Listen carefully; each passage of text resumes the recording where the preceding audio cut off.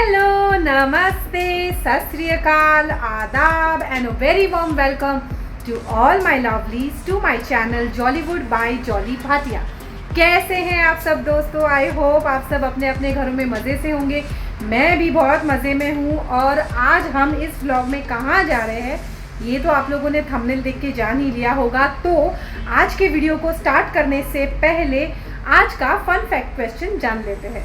आज का fun fact question number 1 है कि द्वारका पहुंचने से पहले हम किस जगह पर रुके थे, उस जगह का नाम क्या है और ये जगह फेमस क्यों और किस लिए है।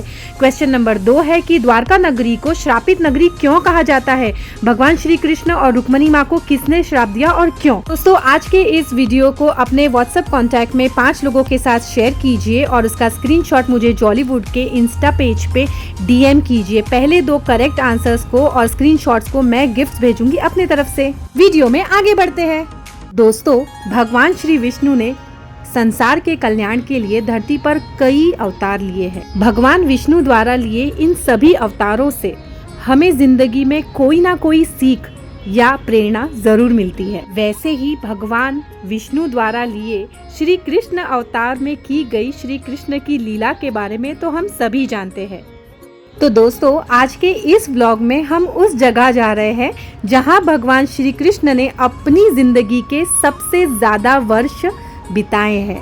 जी हाँ, हम बात कर रहे हैं द्वारका की, जिसे गेटवे टू हेवन यानी कि मोक्ष द्वार भी कहा जाता है।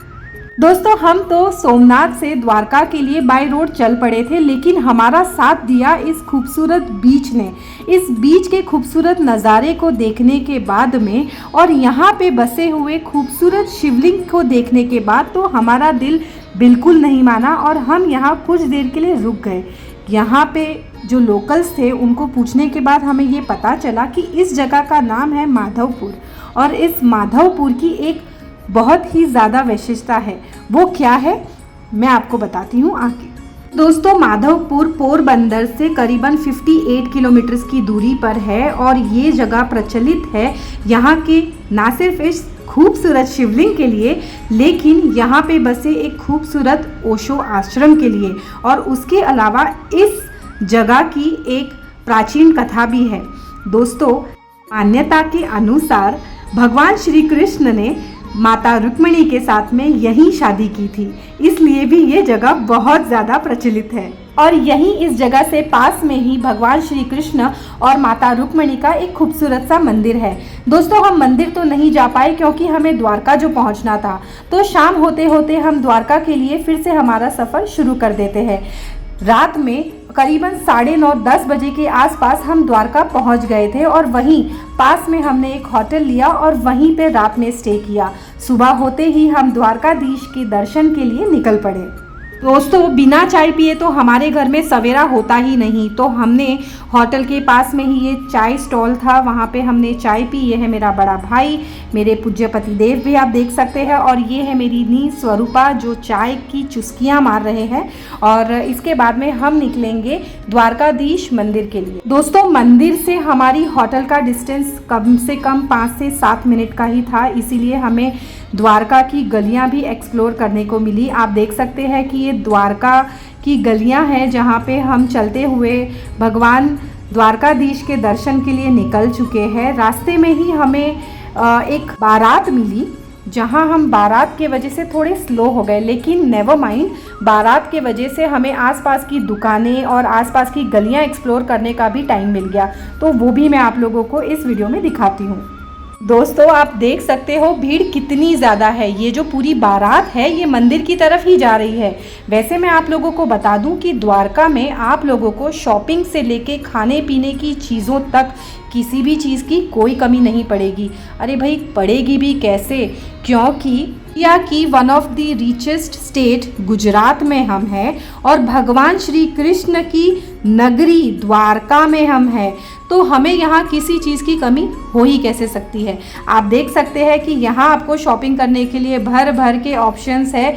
आप चाहे ड्रेसेस लेना चाहे, घाघरा लेना चाहे या जूते चप्पल जो कुछ भी लेना चाहे, आपको यहाँ सब कुछ अवेलेबल है। आप देख सकते हैं कि चलते चलते मैं तो मंदिर के पास में पहुंच चुकी हूं और अब बस मंदिर के अंदर पहुंचने से पहले हमें अपना मोबाइल और बाकी सारे गैजेट्स जो है जमा कराने होंगे। जी हाँ, आपको मंदिर के अंदर मोबाइल फ़ोन अलाउड नहीं है। दोस्तों, आपका और आपके मोबाइल का साथ बस यहीं तक का है। आपको अपने मोबाइल और जूते चप्पल यहाँ पर रख के इस मुख्य द्वार से होते हुए सिक्योरिटी के थ्रू पास होते हुए मंदिर के अंदर पहुँचना है और यहीं से आपको वापस आना है, जहाँ से आपको वापस आपके जूते चप्पल और आपका जो भी बिलोंगिंग्स है वो मिल जाएगा। हेलो, नमस्कार, सत श्री अकाल, आदाब। कैसे हो आप सब दोस्तों? मैं हूँ जॉली भाटिया और आज मैं पहुँची हूँ श्री कृष्ण भगवान की नगरी द्वारकाधीश में और यहाँ पर मैं हमारे पंडित जी से मिली हूँ और ये हमें आज बताने वाले हैं कि इस मंदिर की क्या विशेषता है और ये कितने साल पुराना है और मंदिर से जुड़ी सारी जानकारियाँ हमें महाराज देंगे। तुम्हारा नाम? परेश भाई वजू भाई वाइडा द्वारकाधीश। तो हमें दिल्ली भाई बात तो नहीं चलेगा, तो मुझे बताइए मंदिर कितने साल पुराना है और मंदिर का के पीछे की क्या कहानी है? मंदिर जो है वो श्रीमद् भागवत के हिसाब से देखते हैं तो 5249 साल पुराना बता रहे हैं और अगर गवर्नमेंट के हिसाब से देखा जाते हैं मिनिमम 2,500 से 3,000 साल पुराना बता रहे हैं। जो कृष्ण भगवान परमात्मा का कर्म भूमि है। भगवान मथुरा छोड़कर आए और यहाँ पर में आकर भगवान ने सबसे पहले पूरी सोने की द्वारका बनाई और प्रभु ने सोने की द्वारका के ऊपर में पूरी 100 साल तक राज किया। इसलिए परमात्मा द्वारकाधीश जी को यहाँ पर में द्वारिकाधीश के नाम से जानते हैं। और भगवान अपने साथ में 56 करोड़ यादव लोगों को लेकर यहाँ आए और वो यादव लोगों को लेकर यहाँ प्रभु आए तो यहाँ पर में यादवों को मोक्ष दिया। उसकी याद में प्रभु ने यहाँ पीछे 56 सीढ़ी बनाई है और मंदिर में 2 द्वार बने हुए, उस स्वर्ग द्वार और मोक्ष द्वार। धन्यवाद महाराज। हमको ये बताइए कि आपने कहा ये मंदिर 5 साल पुराना है, तो मंदिर मैंने सुना है आर्कियोलॉजी के अंदर भी आता है और हमारे हेरिटेज साइट में आता है ये मंदिर। तो मंदिर किस चीज़ से बना हुआ है और उसके बारे में अगर थोड़ी सी जानकारी? मंदिर जो पूरा है वो रेत के पत्थर में से बना हुआ है और प्रभु का जो प्रतिमा है द्वारकाधीश जी का तो शालिग्राम पत्थर में से बना हुआ है और 1 से 2.25 फुट का प्रतिमा है प्रभु जी का और प्रभु जी के श्रीअंग के अंदर में पूरी 16 चिन्ह बने हुए हैं। बहुत हाथ। तो मुझे ये बताइए कि यहाँ पे जो भक्त आते हैं उनको आप क्या सलाह देना चाहेंगे और उनको क्या कहना चाहेंगे? यहाँ पे बहुत सारे भक्त, मेरे ख्याल से रोज के कितने भक्त आते होंगे यहाँ पे? हजारों लाखों की संख्या में यहाँ द्वारका जी के अंदर में भक्त डेली आते जाते रहते हैं। हजारों यात्री आराम से तीर्थ यात्रा करते हैं और यहाँ से हर यात्री खुश होकर जाता है द्वारका जी से। महाराज, आपने कहा कि ये जो नगरी है ये श्रापित नगरी है, तो ये श्रापित नगरी क्यों कही जाती है? ये श्रापित नगरी इसीलिए कही जाती है कि भगवान ने रुक्मिणी माता का हरण किया था और हरण के बाद प्रभु जी उसको द्वारका जी में लाए। यहाँ पर में शादी किया और शादी के बाद में गुरु जी के आश्रम में गए जो द्वारका से 50 किलोमीटर की दूरी पर में गांव का नाम बोलते हैं पिंडारा। वहाँ जाकर भगवान ने रुक्मिणी माता ने गुरु जी को भोजन का न्योता दिया और गुरु जी ने कहा कि प्रभु जी आप स्वयं हमें रथ में बिठा कर खींच के ले जाओ तो आने के लिए तैयार है। तो गुरु जी ने रथ में जो घोड़े थे उसको हटाकर स्वयं भगवान और रुक्मिणी माता रथ को खींचते हुए ला रहे थे और आधे रास्ते में रुक्मिणी माता को पानी का प्यास लगा और जिन्होंने प्रभु जी को कहा तो प्रभु जी ने चरण में से गंगा जी को निकाल के रुक्मिणी माता को पानी पिलाया। जो दुर्वासा ऋषि जी को भोजन का न्योता दिया और जिसकी आज्ञा लिए बिना प्रभु ने गंगा जी को निकाला और जिसकी आज्ञा लिए बिना प्रभु ने रुक्मिणी माता को जल पिलाया, इसीलिए दुर्वासा ऋषि जी ने श्राप दे दिया। इसलिए माता का मंदिर जो है द्वारका से 2 किलोमीटर दूर है और प्रभु जी स्वयं यहाँ पर में ये भूमि के ऊपर में गाँव वो भी यहाँ पर आए थे और मैंने सुना है कि यही कहीं पास में उनका भी एक छोटा सा मंदिर बनाया गया, उसके बारे में थोड़ी सी जानकारी। सुदामा जी आए जरूर यहाँ पर बैठे, लेकिन प्रभु जी उसको अपने विकल्प यानी गरुड़ जी महाराज के ऊपर में बिठाकर मोक्ष द्वार से अपने घर ले गए थे भेंट द्वारिका में, जो प्रभु जी का घर बोला जाता है, जो द्वारका से 32 किलोमीटर की दूरी पर में है और 5 किलोमीटर समुद्री रास्ता है। धन्यवाद, ये सारी जानकारी देने के लिए आपका बहुत बहुत आभार। जय द्वारकाधीश। जय द्वारकाधीश। जय द्वारकाधीश। दोस्तों, भगवान श्री कृष्ण को माता गांधारी द्वारा भी श्राप मिला था। महाभारत के युद्ध के दौरान जब माता गांधारी को ये खबर मिली कि उनके सारे पुत्र युद्ध में मारे जा चुके हैं, तब उन्होंने श्री कृष्ण को ये श्राप दिया था कि जैसे उनके कुल का नाश हुआ वैसे ही श्री कृष्ण के कुल का भी नाश होगा। दोस्तों, क्या आप ये जानते हैं कि भगवान श्री कृष्ण ने अपना देह त्याग कब, कहां और कैसे किया था? त्रेता युग में श्री राम अवतार में भगवान श्री राम ने धोखे से बाली का वध कर दिया था। तब भगवान श्री राम को ये श्राप मिला था कि अगले जन्म में वो बाली के हाथों मारे जाएंगे। और यहाँ कृष्ण अवतार में जब से भगवान श्री कृष्ण अपने मामा कंस का वध करके द्वारका आते हैं, तब से उनके ऊपर कंस के ससुर द्वारा बार बार यादवों पे हमले होते हैं। पृथ्वी त्याग करने की इच्छा से भगवान श्री कृष्ण एक वन में आराम कर रहे थे और गांधारी द्वारा दिए गए श्राप को याद कर रहे थे। तभी वहाँ जारा नाम का एक शिकारी आता है जो भगवान श्री कृष्ण के अंगूठे को हिरण की आंख समझ के उस पे बाण चला देता है। बाण चढ़ने के कारण भगवान श्री कृष्ण घायल हो जाते हैं और ये देख जारा बहुत डर जाता है। उसे लगता है कि उसके हाथों स्वयं भगवान श्री कृष्ण का वध हो गया है। वो बहुत घबरा जाता है, लेकिन प्रभु उसे माफ कर देते हैं और उसे याद दिलाते हैं कि पिछले जन्म में वो बाली था और भगवान श्री कृष्ण स्वयं श्री राम थे। भगवान कहते हैं कि तुम्हारे हाथों कोई पाप नहीं हुआ, बल्कि तुम मेरे पिछले जन्म का कर्म काट रहे हो। पिछले जन्म में मैंने तुम्हें धोखे से मारा था, इसलिए इस जन्म में तुमने अपना कर्म पूरा किया है। देखा दोस्तों, इसीलिए कहते हैं जो भी करो सोच समझ के करो। इस कर्म के जंजाल से भगवान के अवतार भी नहीं बच सके, उन्हें भी दोबारा अवतार लेना पड़ा अपने कर्म पूरे करने के लिए। तो आप और मैं किस खेत की मूली है। तो कुछ इस तरह श्री कृष्ण के पृथ्वी को त्यागने के बाद द्वारका नगरी भी महासागर में डूब गई। और जो वर्तमान समय की द्वारका नगरी आप सब देख रहे हैं, ये द्वारका नगरी बनाई गई है श्री कृष्ण भगवान के पोते वज्रनाभ द्वारा। दोस्तों, ये तो थी वेदों पुराणों में लिखी गई द्वारका की कहानी। वर्तमान समय में द्वारका नगरी कैसी दिखती है, चलिए चलकर देखते हैं।